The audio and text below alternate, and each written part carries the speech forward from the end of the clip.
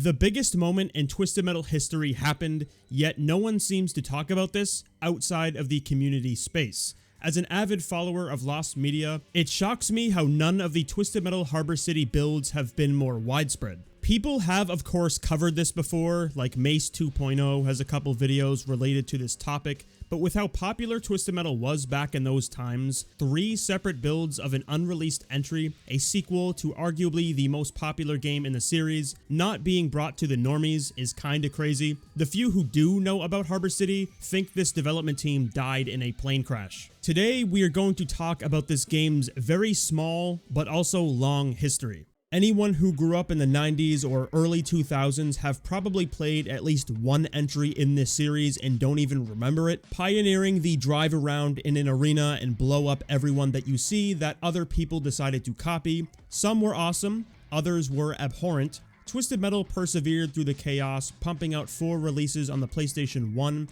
then moving to Twisted Metal Black for the PlayStation 2. There was of course a noticeable decline in interest as time went on. People like to blame Twisted 3 and 4 for that, but over redundancy will kill anything. Those specific games are not really to blame. As a person who interviewed the lead programmer, Jim Buck, a lot more happened there than meets the eye. But when Twisted Metal Black released, it seemed to pique a newfound interest for the series with horror fans, plus the smoothness of gameplay was definitely nice. So naturally, with a game that has a spike of interest, a sequel must come, and I'm sure people expected one back in 2001. Fans waited and waited.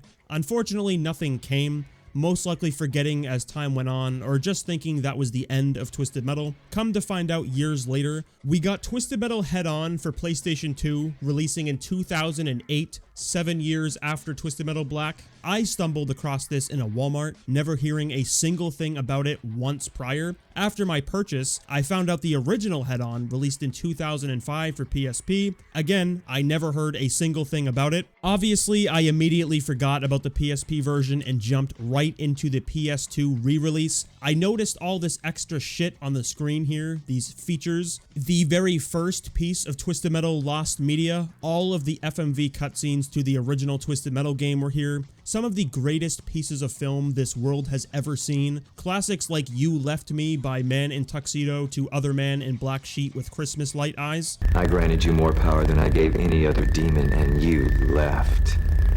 You left me.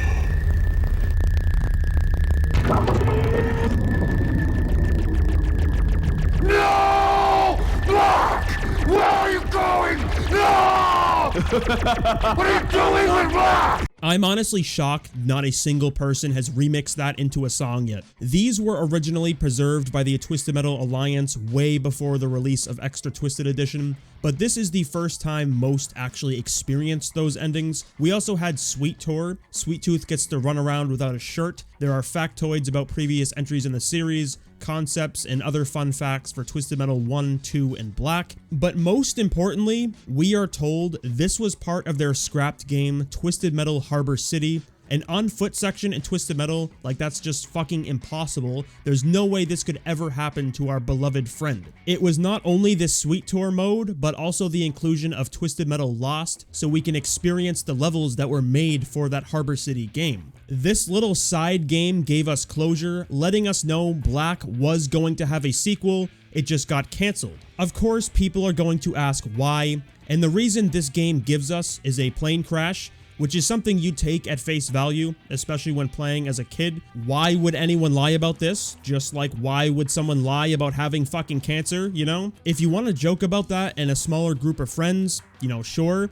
But when it's brought to the public in a video game, people are obviously going to believe it, but it's complete bullshit. Whenever I've seen Harbor City referenced by people who are not in the know, a plane crash is always mentioned, but any research any person has ever done concludes this is not true. And we actually have the real reason this game was canceled. A developer who was on the project named Chad Little said, quote, Harbor City was canceled the week after it went into alpha because the executives felt in a post-GTA world, a game without an on-foot presence would never be profitable. With another developer later on who wanted to remain anonymous added, the on-foot segments were added in last minute as an attempt to save the project after the game was already on the chopping block, which is of course way more logical. So if you were one of those people who was thinking to yourself or telling other people Twisted Metal Harbor City or Twisted Metal Black 2 was canceled because of a plane crash, it is not true. They intended for that to be a joke, but again, it doesn't really make sense why you'd put that in a video game. After playing through Twisted Metal Lost, you'd think this concludes everything. Twisted Metal Harbor City or Black 2, whichever people were calling it at the time. It's all done, it's over, you can wonder about it, you can wonder how it would play out, but you could never experience it. Well, it was like that for over a decade. Obviously, Twisted Metal is a dead franchise now, outside of a TV show with a second season coming. People aren't focused on anything related to this anymore. Only fans who found facets of engaging with Twisted Metal related media online got an early build of Twisted Metal Harbor City dumped into their laps. In 2019, a version dated September 12th, 2003 came. It's obviously barely started, not much can be played, most of the time not even functioning, but most importantly, we can see how the levels were outlined. These are way larger than anything this series has ever seen. If a player were to look at what Lost gave to us, then move to the real Harbor City, you can immediately tell this project was much larger and more ambitious than anyone could have predicted, making the cancellation even more unfortunate. Our only problem looking at this build is that we couldn't gauge enough from something this early to see what this game was truly capable of. The few people who were aware of this at the time were hoping there was something more recent to actually give this Harbor City experience to us. Thankfully, shortly after this, we did get another build, dated January 29th, 2004.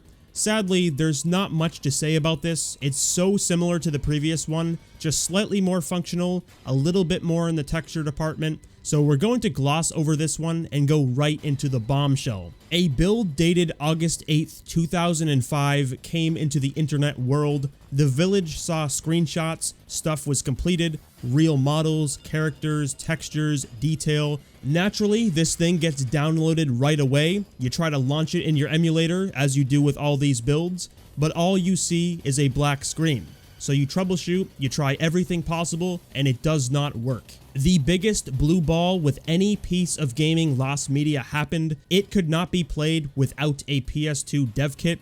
It was so close, yet so far away. Unless you really wanted to spend upwards of $1,000 for a build of a game you'll be playing for maybe 2 to 3 hours, it would be the end of the road. But not for everyone though. Villagers searched and searched, looking for ways to make this build work.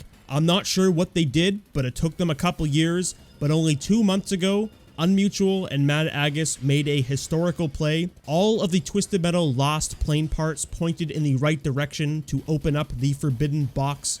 Twisted Metal Harbor City 2005 build, able to be played in emulation, no dev kits, no workarounds, a downloadable, playable version of this game. It was bittersweet to see this and actually play an unreleased Twisted Metal game for the very first time. I went straight into the mission mode. My curiosity was burning to see how these levels were designed and how they would play out. I'm not going to break all the missions down one by one here. I already did a full playthrough of the 7 missions in a previous upload here. Of course, some of these levels are quite literally ones we saw in Sweet Tour, that being level 1 and level 3. The difference is that we're able to fight people and pick up weapons. It's obviously shit. The game is not done. No one should expect riveting gameplay here. We get to do a variety of things like glitchy car combat and police chases on top of the fighting, which does sound like a fun idea if everything was executed well. The takeaway I had was how one-dimensional the level design was outside of the very first one.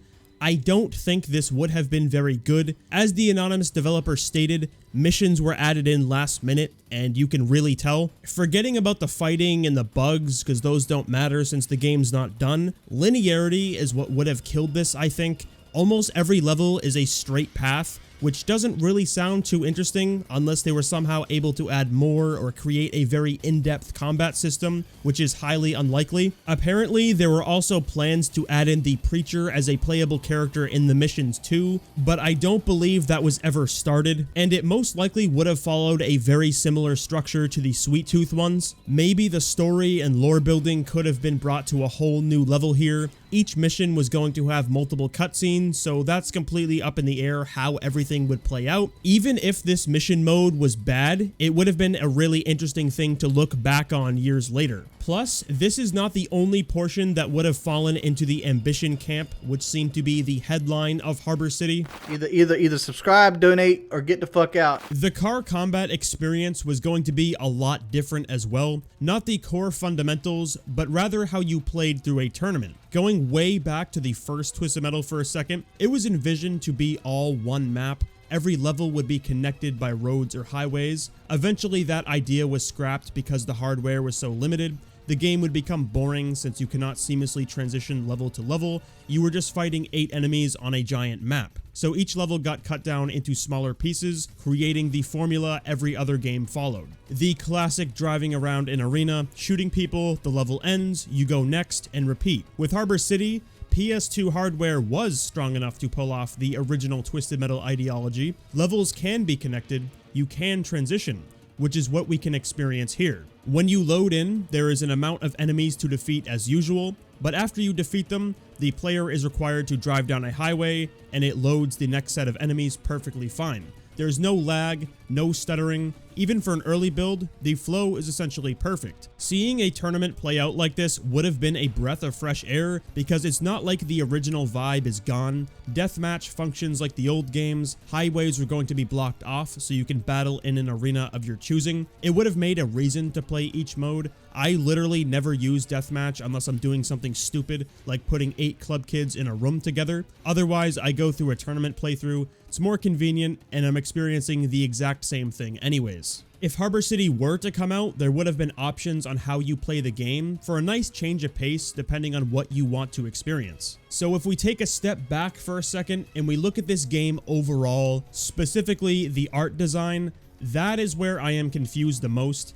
As I said towards the beginning, this was supposed to be a sequel to Twisted Metal Black, so why are some of the car models bright and colorful? You may recognize some from Head On, which we will get to shortly. When it comes to the levels, they sort of fit. There's a lot more color though, which is a good thing to me. I'm not really a fan of the murky outhouse color palette of black, but it makes sense why it looks like that considering the artistic choice of the game. So why did they start making it more vibrant for the sequel? Unless they would have found some sort of reasoning like Sweet Tooth got up from his ayahuasca trip with Joe Rogan and now he's awake, ready to rumble and not stuck inside of his head anymore. It's not even to say any of this stuff looks bad. Honestly, everything looks great. Just compared to a game you're expecting this to be a sequel for, it doesn't work aesthetically. With that said, I think that touches on all the most important things this game has to offer, at least this most recent build. Playing it for yourself is the best way to get a general vibe of Harbor City. So now we need to touch on the why when it comes to the cancellation. Why would you do this? For the time period, I can understand why executives didn't think games without on-foot sections would be profitable. GTA was taking the world by storm, and it still does all these years later. I'm sure when GTA 6 comes out, it will break every gaming record to date with viewers on Twitch, pre-orders, day one players. That's inevitable. But with all the fucking garbage that got released during the earlier years of gaming, who cares? Just release it. Maybe Sony should have gotten shown some of the classics Phoenix games pumped out. Confidence would have risen through the roof. Currently, sure, mindsets like that don't work. The inflation world and gaming being the most popular entertainment facet on the planet, you can't willy-nilly burn a metric shitload of money away. You just can't, which people seem to forget how large the scope of gaming is now. That shit overtook Hollywood years ago. But back then, when I look at what's done here, I don't really see a reason to cancel this project. You were far enough along to just go for it. This game also could have been a very interesting conversation piece and probably be the most controversial entry in this series. At the very least, some of these assets were put to use as a part of the game where this all began.